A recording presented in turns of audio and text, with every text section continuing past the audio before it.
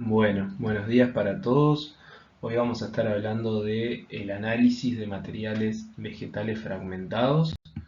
Vamos a ver primero los métodos macro y microscópicos para analizar materiales vegetales fragmentados, ya sea en forma de muestras simples o en muestras complejas.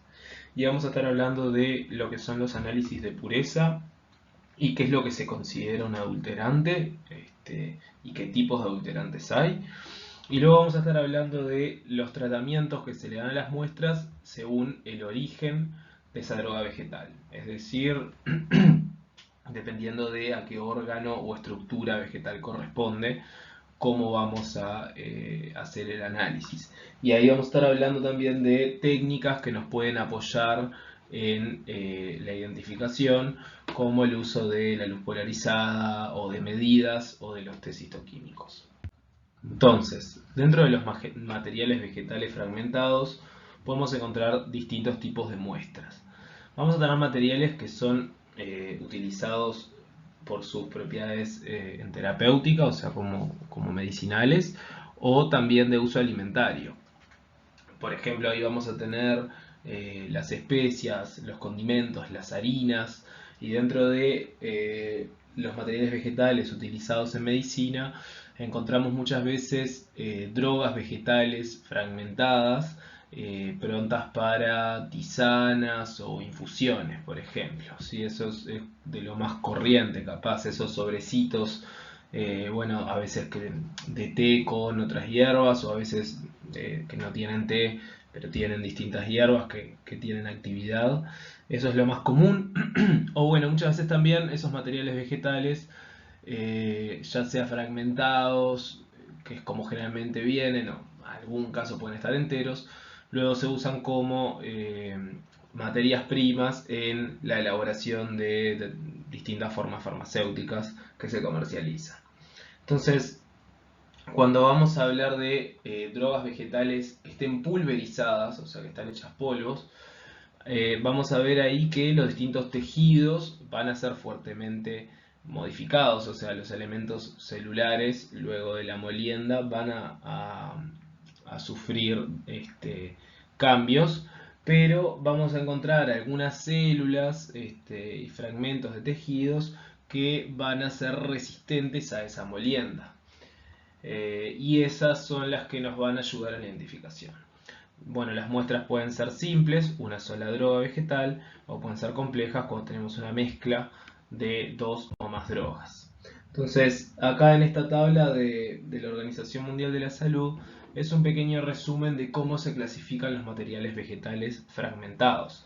La clasificación se hace según por qué malla de un tamiz son retenidas las partículas. Entonces, así es que tenemos los distintos tipos de materiales fragmentados. Cuando son gruesos o moderadamente gruesos, lo tenemos moderadamente finos, finos y muy finos. Entonces, por ejemplo, un material que es grosero o grueso es el que se describe acá, en el que todas las partículas pasan por una malla de tamiz de número 2000 y no más del 40% de esos fragmentos pasan por una malla de número 355. ¿Sí? Esta es una definición que da la OMS.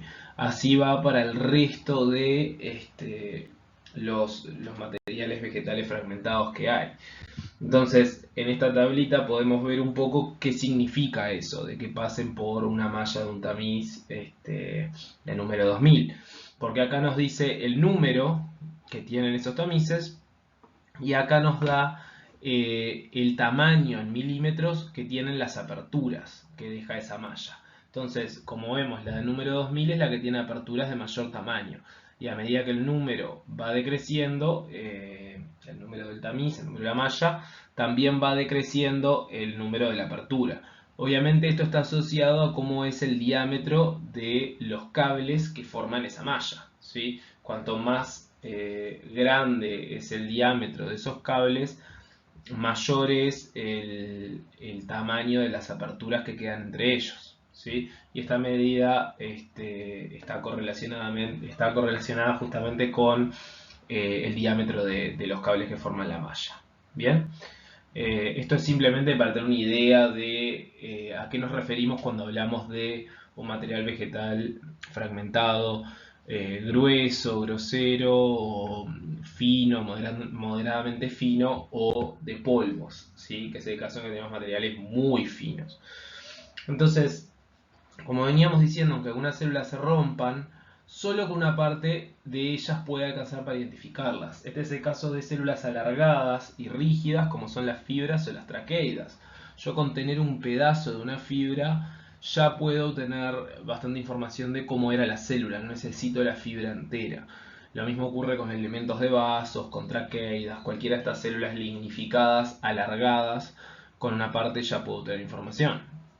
También ocurre que a veces las células pueden romperse, pero el contenido que tenían se mantiene incambiado y es el que me puede aportar información. Ese es el caso de las células del parénquima que almacenan almidón, por ejemplo, o que tienen cristales, o como ocurre con algunos idioblastos que también acumulan cristales o distintas sustancias y compuestos. Entonces, acá está el ejemplo de los almidones, que luego vamos a verlo cuando tengamos la clase de almidón, pero solo con ver esta imagen ya queda claro que los almidones de distintas especies pueden ser muy distintos. Acá vemos cómo se ve un almidón de trigo y acá uno de papa. Sin entrar en los detalles de qué es lo que los diferencia, uno ya se da cuenta que son bastante diferentes el uno del otro. Entonces, justamente el almidón o los cristales son algunas de estas estructuras que sobreviven a la molienda y que me aportan mucha información. Entonces, ¿qué vamos a hacer?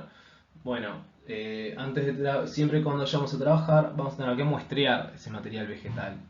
A veces vienen muestras bastante grandes, por ejemplo, cuando te mandan yerbas compuestas, el material en general se presenta en un kilo, en un empaque que contiene un kilo. Analizar un kilo de material fragmentado es muy trabajoso, entonces uno lo que hace es proceder a muestrear. Siempre lo primero va a ser observar el empaquetado y el rotulado, ¿sí? Sobre todo la parte del rotulado es muy importante cuando uno trabaja con drogas vegetales, porque es muy común que haya problemas ahí, o que se usen nombres que ya no son válidos, algunos sinónimos que no se deberían usar, o que se usen los nombres vulgares, que eso puede llevar a grandes confusiones, o nombres científicos mal escritos también. El tema de los nombres vulgares es capaz que el más problemático de todos, porque ha pasado que distintas plantas son llamadas con el mismo nombre vulgar y una de esas especies es medicinal y otra no lo es e incluso puede ser tóxica. ¿Sí? Eso es lo que pasa con el polio, por ejemplo. Si vos decís polio, mucha gente piensa en Menta pulegium, que es una especie tóxica de menta, y otra gente piensa en Lipia turbinata, que es una planta que no está muy relacionada, es una verbenácea, o sea, es una familia distinta, que sí es medicinal. Entonces, ahí hay que tener mucho cuidado con los rotulados. Bueno, siempre hay que analizar defectos que puedan estar afectando la estabilidad en general, si hay alguna imperfección o algo en el empaquetado que pueda permitir que ingrese humedad, que rara vez sucede, pero es lo que es parte de lo que hay que ver. Y bueno, cuando tenemos lotes grandes, en general se muestra un 10% de todo el material. Entonces, una vez que lo abrimos, siempre lo primero que vamos a analizar son los caracteres organolépticos. Color, textura, olor, a veces sabor también. Luego vamos a ver cómo se presenta ese material, si está entero, si es fragmentado, si está molido, pulverizado. Ya a simple vista a veces podemos ver si hay material contaminante como arena, vidrio, tierra, moho, incluso presencia de insectos, o a veces podemos ver material que queda degradado en los contenedores. Luego el muestreo lo vamos a hacer tomando muestras en distintas alturas del contenedor. Esas muestras las mezclamos y procedemos a realizar el cuarteo, en el que dividimos el material en 4 porciones iguales y nos vamos quedando con las dos que se encuentran opuestas entre sí. Y podemos ir haciendo cuarteos sucesivos hasta obtener el tamaño de muestra deseado. Entonces, vamos a hablar un poco de qué es el material extraño, que ya lo hemos estado mencionando, pero no lo hemos definido tan claramente. Material extraño se considera, según la Organización Mundial de la Salud, como partes de la planta medicinal o de otras plantas que no pertenecen a la droga vegetal. Entonces va a ser cualquier organismo, parte o producto de un organismo que no esté especificado como parte del material vegetal. Entonces, ¿qué podemos encontrar acá? Bueno, podemos encontrar partes de la misma planta que no son correspondientes a la droga vegetal. Si la droga vegetal son hojas y encuentro tallos, eso se considera un material extraño. Cuando aparecen plantas o partes de plantas que no son la especie de la cual se obtiene la droga vegetal, por ejemplo, en vez de ser menta piperita, es menta acuática. Tengo hojas de menta acuática. Entonces ahí eh, tengo partes de otra planta y obviamente es un material extraño. También cuando tenemos insectos, o pupas, o pedazos de insectos, o excremento de insectos, todas bastante comunes. Suele pasar en los materiales vegetales que no están bien secados, que no están bien conservados. Bueno, obviamente el moho y los hongos, y como siempre material inorgánico, que ahí podemos encontrar piedras, arena, polvo, o incluso pedazos de cables, es común, o de plásticos. Entonces, eh, cuando nosotros tenemos un material extraño en la droga vegetal es que hablamos de un adulterante, ¿sí? Las adulteraciones pueden ser de forma intencional o no intencional. La no intencional es cuando hay un desconocimiento de alguno de los eslabones de la cadena que va desde la colecta de la planta hasta el producto final pronto para comercializar. Que lo más común es que muchas veces ocurra que hay un desconocimiento, una falta de información a la hora de colectar más que nada. Muchas veces pasa que hay especies que son similares y se confunden. Entonces no es que haya una intencionalidad, sino que, bueno, es un problema de que no hay suficiente información o hay una confusión. También hay adulteraciones intencionales, que puede ser por parte también de cualquiera de los miembros de los actores, digamos, de todo este proceso. Puede ser por parte del colector, que sabe que no es la planta, pero bueno, es la que está a disposición. O también que puede pasar que luego, antes de molerla o lo que sea, utilicen partes de la planta que no son la droga vegetal. Eso es común. Muchas veces las drogas son las hojas y muelen todas las partes aéreas. Entonces ahí estás adulterando. Bueno, puede pasar por los acopiadores o cualquier agente de la industria. Entonces, las adulteraciones pueden ser completas o incompletas. Una adulteración incompleta es cuando tenemos materiales que no se corresponden con la droga vegetal en un porcentaje menor al 100%. Tengo un 10% de adulterante. Por ejemplo, eh, voy a analizar un material fragmentado de Marcela, que la droga vegetal deberían ser los capítulos florales, o sea, las inflorescencias, y si encuentro hojas y tallos que no se corresponden a los pedúnculos florales, estamos hablando de adulterante. Bueno, eso es común que haya un 10% de tallos de Marcela en la droga vegetal, aunque no deberían estar. Una adulteración completa es cuando en la droga vegetal no hay Marcela. Por ejemplo, los capítulos que hay son de, no sé, otra especie de Marcela, no es de Achiroclines aturejoides, sino que es de Achiroclines flácida o de una Phalium, por ejemplo, que son plantas con las que suelen confundirse las Marcelas. Entonces, ahí estamos hablando de una adulteración completa. No tengo nada de Achiroclines aturejoides, que es la especie que a mí me interesa. Todo lo que tengo es un material vegetal de otra especie. Entonces, ahí también se dividen en adulteraciones de tipo orgánica, que bueno, es lo que pasa con plantas que están estrechamente relacionadas, o bueno, cuando hay distintas variedades incluso. plantas no relacionadas. Ese es el caso típico que pasa en Argentina, que adulteran a la melisa con olivo. La melisa y el olivo no tienen nada que ver la una con la otra, pero cuando están fragmentadas las hojas más o menos se parecen. Entonces, bueno, ese es un caso de plantas no relacionadas. Drogas agotadas quiere decir que tienen los activos en menor concentración de la que tienen que estar. O drogas de inferior calidad, ahí es cuando están hongueadas, fueron mal secadas, tienen insectos o las colectaron en un momento en que no se tiene que colectar. Y las de tipo orgánico, que casi siempre, en una muy bajita proporción al menos, aparecen, sobre todo cuando se trabaja con plantas enteras o con partes subterráneas de la planta, es arena, polvo, arcilla, tierra que no esté adherida, etc.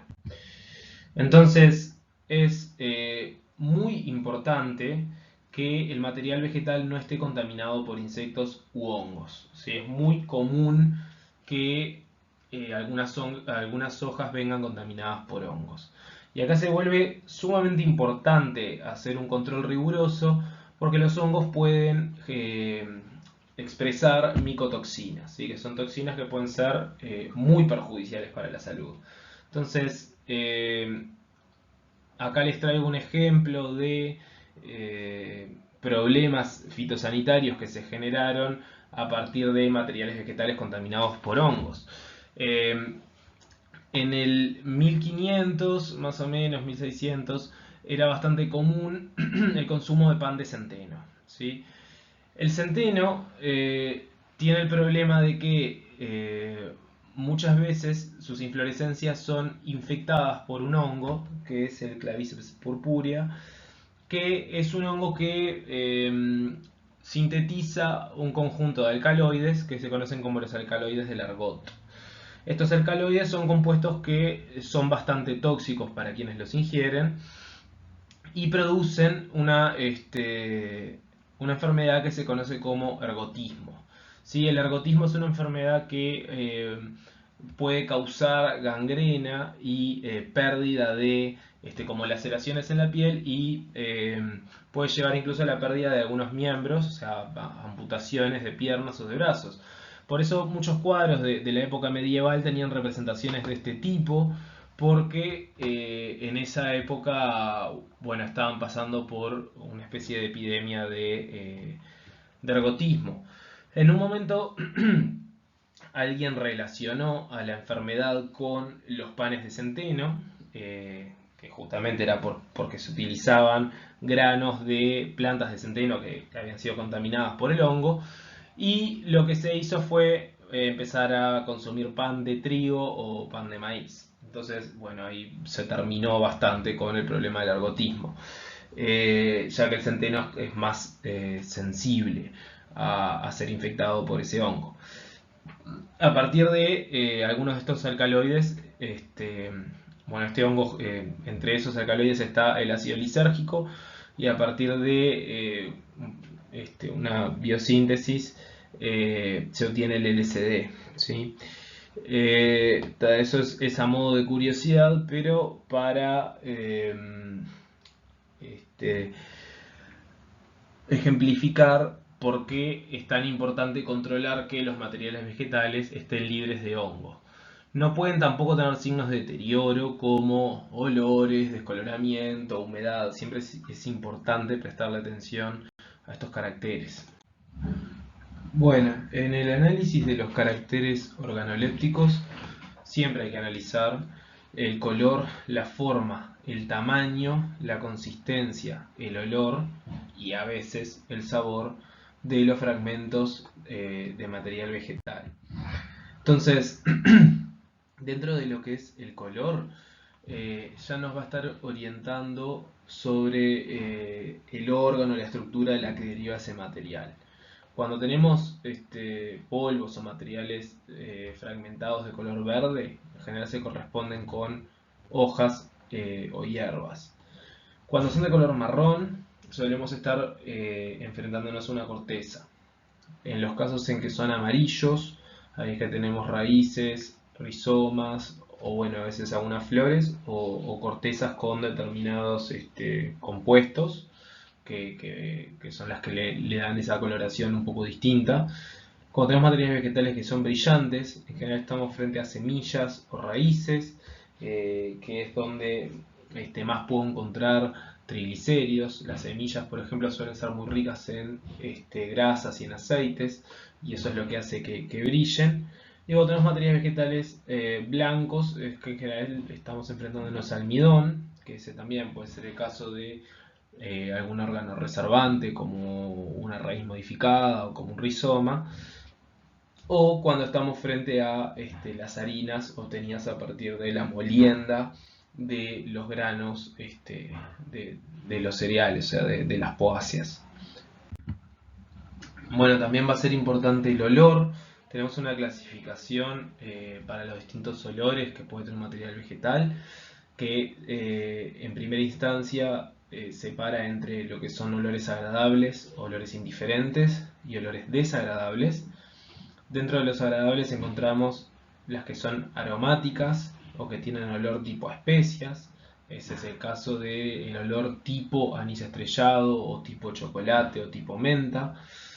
Después tenemos las que tienen olores agradables, que son fragantes o dulces, olores tipo manzanilla, tipo miel, tipo té. Olores indiferentes serían tipo almendras, tipo porotos, olor a tierra o a taninos. Y en olores desagradables tenemos nauseabundo, rancio, aliasio, que es como ese olor a ajo, bueno, olor a valeriana o olor a vaca. Entonces, en el análisis de polvo, primero ese material puede ser clasificado según de qué parte de la planta provenga, ya sean hojas, cortezas, raíces, rizomas, bueno, maderas, cuando tenemos flores, semillas y frutos. Y como ya venimos hablando, van a poder ser identificadas aquellas estructuras que resistan a la molienda.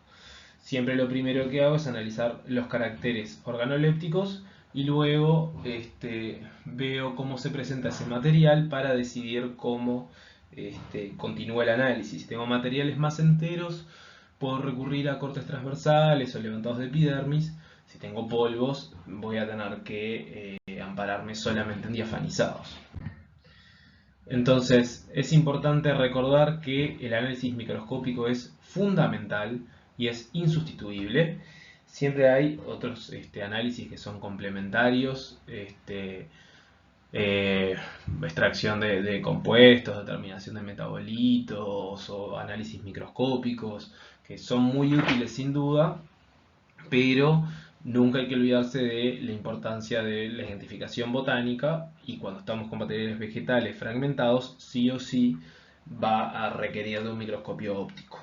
Entonces, es importante siempre tener material vegetal de referencia para comparar, porque a veces pueden aparecer estructuras que no estén descritas en la monografía que tengo a disposición. Las monografías de plantas son bastante heterogéneas y a veces no son completas, incluso las que están en farmacopeas. Bueno, la farmacopea europea, que es de las que más tiene muchas monografías que no son completas o que no te permite distinguir entre especies que están emparentadas con esa información que está ahí. Entonces, si uno puede conseguirlo, siempre está bueno tener un patrón, un material para comparar. Nosotros en los asesoramientos, cuando mandan mezclas, pedimos los patrones también. A veces los mandan, a veces no, pero cuando disponemos de los patrones es más sencillo, porque bueno, a veces ocurre que dentro de la mezcla hay plantas que no se corresponden con las que se supone que deberían estar. Entonces, si vos tenés un patrón de lo que está, ya podés hacerte una idea más clara de cuál fue la adulteración, ¿sí?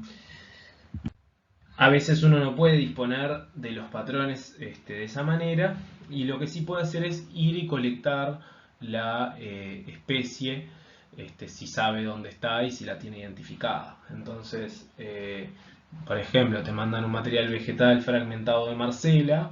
Bueno, vos podés ir y colectar un individuo de Marcela entero, ¿sí? Ahí vas a poder contar con los materiales enteros para trabajar, que te habilita hacer cortes y tener que sea un poco más fácil, y también dispones de otros órganos y otras estructuras de la planta que te pueden aportar, ya sea para ver si hay adulterantes o porque también te pueden hacer funcionar como un complemento en identificación.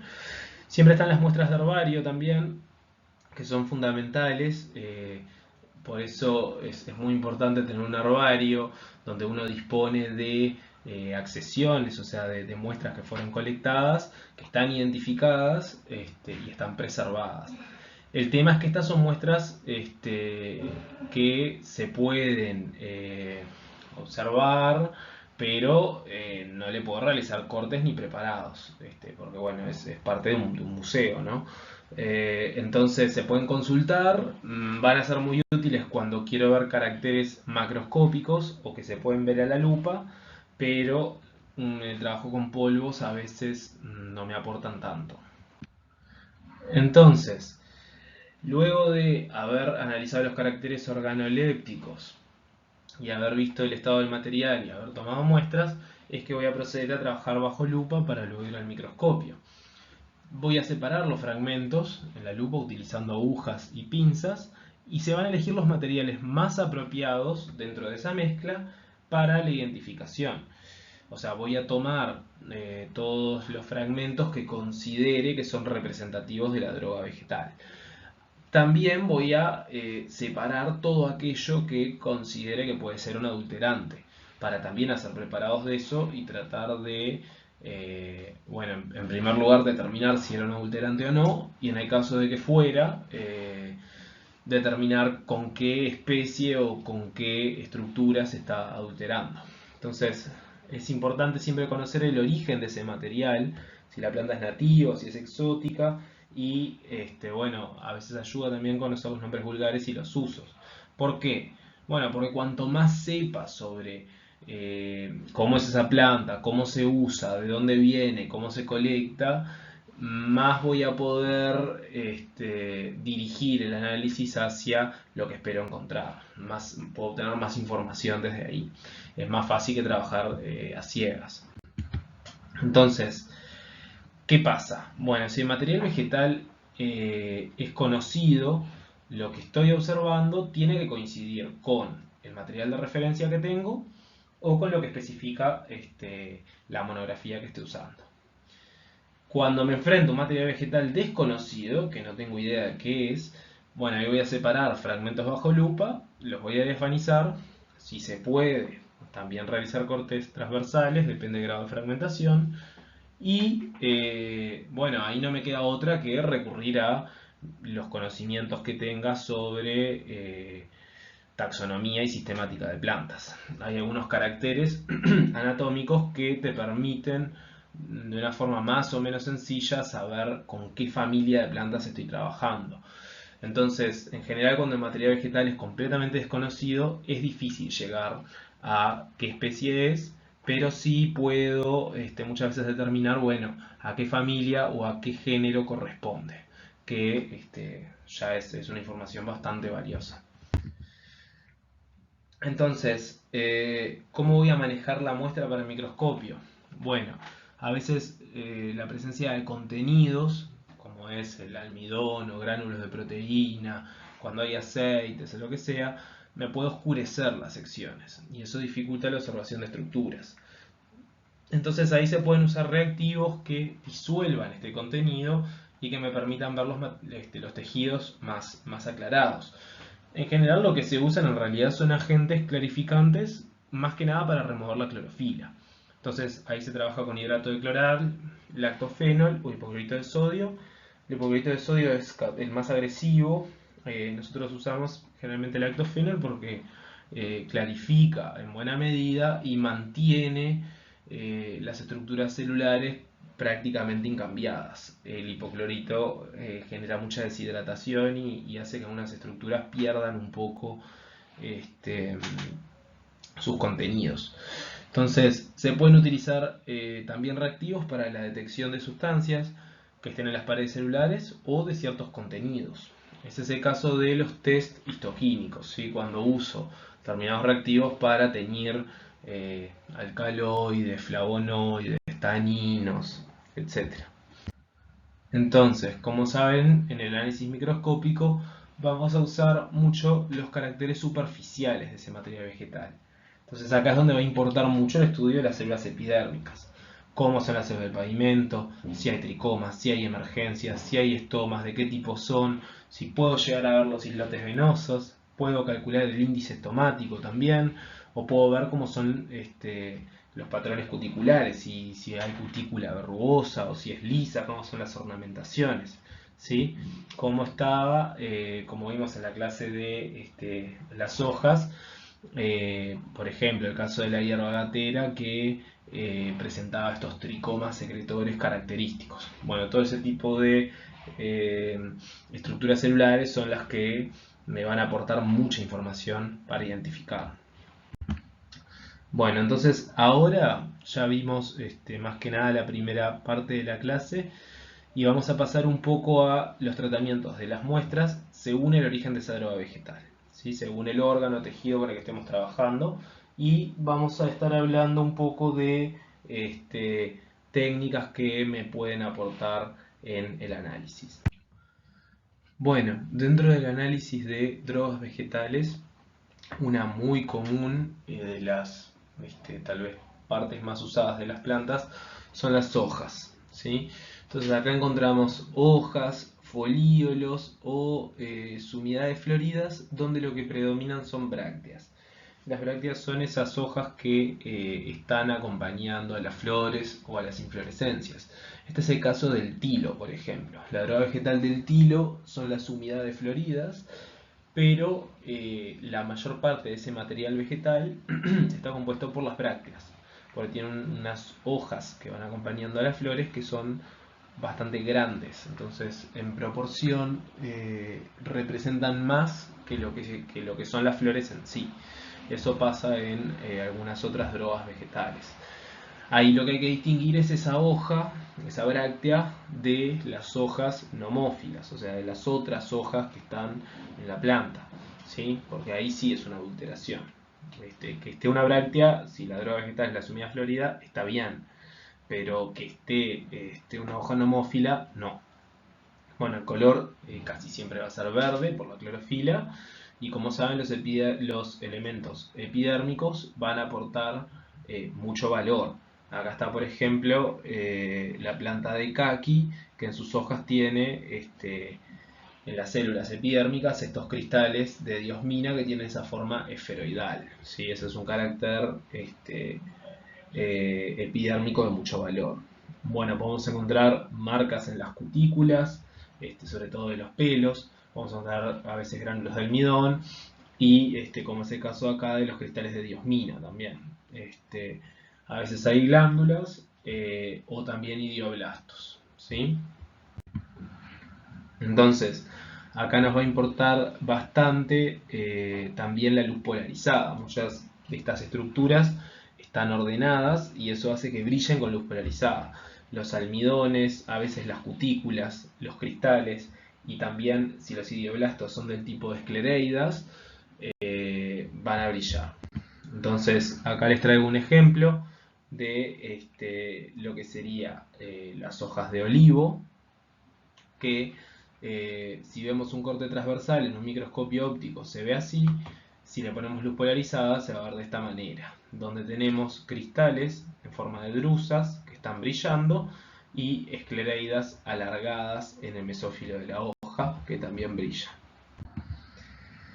Bueno, acá tenemos otro ejemplo que sería el de las hojas de coca. La droga vegetal en la coca son las hojas y cuando tenemos un polvo vamos a encontrarnos algo como esto.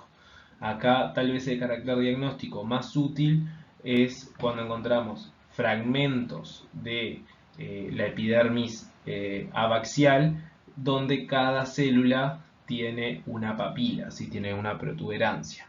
Ese es el carácter diagnóstico tal vez de más valor en un material fragmentado de coca. Acá tenemos un par de ejemplos más. Este es el caso de la digitalis purpúrea, que si encontramos un polvo vamos a encontrar pequeños tricomas glandulares bicelulares de cabeza bicelular, y vamos a encontrar tricomas de recubrimiento alargados y que tienen lo que nosotros decimos que parecen constricciones. ¿Sí? Estos tricomas son típicos de esta familia, son los tricomas típicos de las Scrophulariaceae, y en realidad lo que tienen son las células que se van disponiendo en distintos planos, pero cuando uno lo ve de frente parece que algunas tuvieran constricciones. Esos son uno de los caracteres diagnósticos que uno puede encontrar en un material vegetal fragmentado de Dalera, de Digital y Purpurea. Acá tenemos el caso del boldo, donde podemos encontrar fragmentos donde estén las bolsas estas que tienen aceites, ¿sí? Estos idioblastos secretores, o también podemos encontrar los pelos estrellados del boldo, que a veces se mantienen unidos a la epidermis o a veces aparecen incluso desprendidos o les falta alguno de los brazos. Pero cuando uno se enfrenta a un polvo de boldo, lo que va a ir a buscar son estos caracteres. Bueno, luego tenemos el caso de raíces y rizomas. Cuando estamos trabajando con polvos, suele ser difícil distinguir un polvo de una raíz de un polvo de un rizoma, pues se parecen bastante, suelen ser amiláceos, tener mucho almidón, tener mucho parénquima de relleno, que es el que contiene ese almidón o los gránulos de proteína, o bueno, si tiene triglicéridos. Y a veces los elementos conductores no aportan tanto valor, no tienen tanto valor diagnóstico para diferenciar uno de otro. Acá tenemos tricomas ausentes, ¿sí? En general las epidermis no son de mucho valor en las raíces y en los rizomas. Y lo que sí podemos encontrar que nos aporte bastante son estructuras secretoras como células de mucílagos o si tiene laticíferos. Los laticíferos suelen ser chiquitos y da trabajo verlos. En un corte transversal es bastante difícil verlos, pero justo podemos agarrar un fragmento donde se vea discurriendo un laticífero longitudinalmente, y eso sí aporta bastante. También tienen valor las células de la endodermis, porque ahí puedo ver si tiene bandas de Caspary o espesamientos en U. Esto me va a orientar si estoy trabajando con una eudicotiledonia o con una monocotiledonia, y obviamente me va a diferenciar una raíz de un tallo, ya que la endodermis está solo en la raíz. Y van a tener mucho valor los gránulos de almidón y los cristales. Es muy común hacer la identificación amparándose en estructuras secretoras que puedan estar en esa raíz o en ese rizoma y en los gránulos de almidón. Entonces, acá también me voy a amparar en la luz polarizada y a veces puedo utilizar oculares con reglillas para medir. Bueno, acá en este ejemplo combina ambas técnicas. Tenemos en A y B cómo se ven los gránulos de almidón del poroto, de Phaseolus vulgaris, de la variedad vulgaris, o sea, es una variedad de poroto, y en C y D cómo se ven los almidones de la variedad Aboriginaeus. ¿Sí? O sea, estamos hablando de la misma especie, dos variedades distintas. Como ven, los almidones de la variedad vulgaris son un poco más, parecen ser más grandes y más esferoidales que los de la variedad Aboriginaeus. Además, cuando utilizamos luz polarizada vemos que se ven distintos ambos almidones. Entonces, la luz polarizada ahí me puede ayudar viendo cómo brilla ese gránulo, que tienen distintos patrones entre uno y otro. Y si uso un ocular con una reglilla, puedo medir los gránulos y voy a encontrar que la variedad vulgaris tiene gránulos de mayor tamaño que la variedad Aboriginaeus. Entonces, en este caso, en un material vegetal fragmentado, estoy pudiendo no solo identificar especie, sino que diferenciar entre variedades. O sea, este es el grado de utilidad que puede tener ampararse en estas técnicas. Bueno, acá tenemos un ejemplo de el análisis de un rizoma. Este es el caso del jengibre. El jengibre, la droga vegetal es el rizoma, que un rizoma lo que es un tallo modificado que es subterráneo y que tiene la capacidad de almacenar nutrientes. Generalmente bajo la forma de gránulos de almidón, pero a veces también bajo algunos otros compuestos, ¿sí? Entonces, ¿en qué me voy a amparar para hacer la identificación de un material vegetal fragmentado de jengibre? Bueno, le voy a prestar mucha atención a los almidones, mirando la forma que tiene, si tienen estrías, si están agrupados o no, y midiéndolos, también utilizando luz polarizada para ver cómo brillan. También vamos a prestar atención a estas células oleoresiníferas, son estos idioblastos secretores que aparecen acá y que son los que tienen los compuestos que le dan ese gusto picante al jengibre. Y también las fibras, que siempre sobreviven a la molienda, aunque sea una parte de ellas, me pueden aportar un poco de información, ¿sí? Bueno, yendo a lo que sería el análisis de flores, tenemos el caso en que trabajamos con flores o partes de flores que van a poder ser identificadas rápidamente por ciertos elementos muy característicos. En general las flores tienen células epidérmicas características que suelen tener papilas, a veces tienen algunos tricomas que son particulares, y acá vamos a tener los granos de polen, que la estructura externa suele aportar bastante valor. Entonces, nuevamente, los elementos de mayor valor en flores son los granos de almidón, las papilas, los tricomas cuando están presentes y contenidos celulares o esclereidas que a veces aparecen sobre todo en los receptáculos o si tenemos semillas o frutos. Entonces, acá como ejemplo tenemos lo que sería un polvo de las flores del azafrán. Entonces, lo que más nos va a importar acá son las papilas en el ápice de los estigmas, ¿sí? Que son parte de las flores, como vamos a ver después. Acá están, tiene estas papilas enormes, o también en otras zonas tiene como papilas más pequeñas, como pequeñas protuberancias. Y lo que son los granos de polen, como este que está acá, y en algunos donde ya se ve el tubo polínico emergiendo. Estos serían los caracteres principales que me ayudarían en la identificación de un polvo de azafrán. Yendo a cortezas, que ya estuvimos hablando un poco en la clase anterior, van a predominar de color marrón rojizo y va a ser difícil distinguir entre lo que es una corteza de tallo y de raíz, ¿sí? Son muy parecidas. En general las de raíz van a presentar mucho almidón y son más grises y no van a tener líquenes, ¿sí? Los líquenes se forman solo en las cortezas de los tallos. A partir de esos caracteres puedo llegar a distinguir, pero los elementos anatómicos van a ser muy parecidos. Acá los elementos de valor diagnóstico van a ser las células parenquimáticas de los radios del floroma secundario, las fibras y las esclereidas, y si hay células con contenidos. Bueno, entonces acá justamente en el caso de las células con contenidos es que nos van a importar bastante los test histoquímicos. Como ejemplo está este caso que yo ya les había comentado, en el que trabajamos con las raíces de esta planta, Tabernaemontana catarinensis, que presenta alcaloides, ¿sí? Que son bastante interesantes desde un punto de vista farmacológico.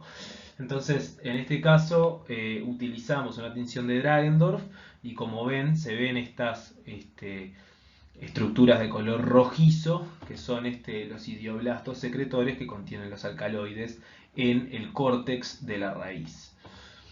Tenemos distintos reactivos para colorear compuestos. Por ejemplo, para lignina puedo usar fluoroglucinol, para el suber puedo usar sudan 3, para los taninos el cloruro férrico, para alcaloides Dragendorf. Estas creo que son las tinciones citoquímicas más comunes, pero hay algunas otras, ¿sí? Acá como ejemplo de análisis de corteza tenemos el caso de el polvo de la corteza de canela, donde vamos a prestarle mucha atención, como ustedes recordarán, a los gránulos de almidón, las células secretoras, que son las que tienen los compuestos que le dan los aromas, y las fibras y las esclereidas, ¿sí? Que son bastante interesantes también. Bueno, entonces, cuando estamos trabajando con mezclas, ¿sí? Cuando vamos a trabajar con materiales vegetales fragmentados y que son muestras complejas, que tengo más de una droga vegetal, acá lo que vamos a hacer es lo mismo que lo que veníamos viendo para drogas que sean de un solo componente, solo que bajo la lupa separo los fragmentos de las diferentes drogas vegetales. Cada conjunto de fragmentos lo analizo por separado. Entonces ahí a cada grupo de fragmentos le voy a estudiar los caracteres organolépticos, les voy a hacer diafanizados, si puedo hago cortes transversales o algunas tinciones para análisis microscópico. Y una vez que llego a familia o género, eh, ahí es que me voy a fijar si está descrita en farmacopeas o en materiales de referencia. Y bueno, cuando estoy trabajando con materiales vegetales de la región y que no están en las farmacopeas o en los compendios de monografías botánicas internacionales, es que recurro a bueno, monografías regionales de alguna de las farmacopeas de Argentina o de Brasil, o uso materiales de referencia para comparar, ¿sí? Patrones o algún material que colecte yo.